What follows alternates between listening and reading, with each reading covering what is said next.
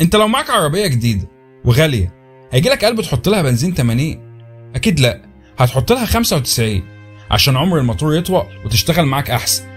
نفس الكلام ينطبق على مخك.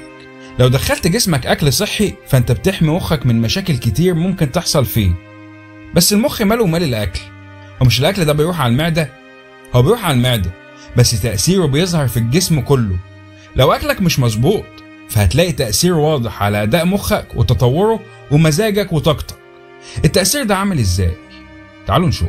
المحتوى الغذائي اللي موجود في المخ معظمه دهون والباقي بروتين واحماض امينية وجلوكوز، وكل مكون منهم ليه تأثير واضح على اداء مخك ومزاجك وطاقتك.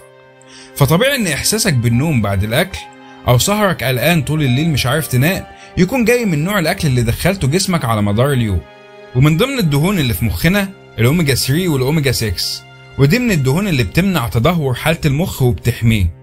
ودول بيجوا برضو من الاكل، يعني لما تاكل مكسرات او اسماك ده اكل بيكون وبيحافظ على جدار خلايا المخ.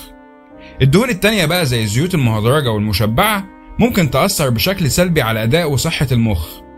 البروتين والاحماض الامينية بقى بتأثر على مزاجنا وتصرفاتنا عشان هي اللي بتتحكم في النيورو ترانسميترز او الاشارات الكهربائية اللي بيتحكم بيها المخ في باقي الجسم. يعني لما بتحس بروقان بعد اكلة مكرونة او لما بتحس بقلق بعد اكلة فراخ اعرف ان هما السبب، عشان المركبات المعقدة اللي في الاكل بتقدر تحفز خلايا المخ عشان ينتجوا مركبات، والمركبات دي بتغير من مزاجك زي النوربونيفرين والسيروتونين والدوبامين.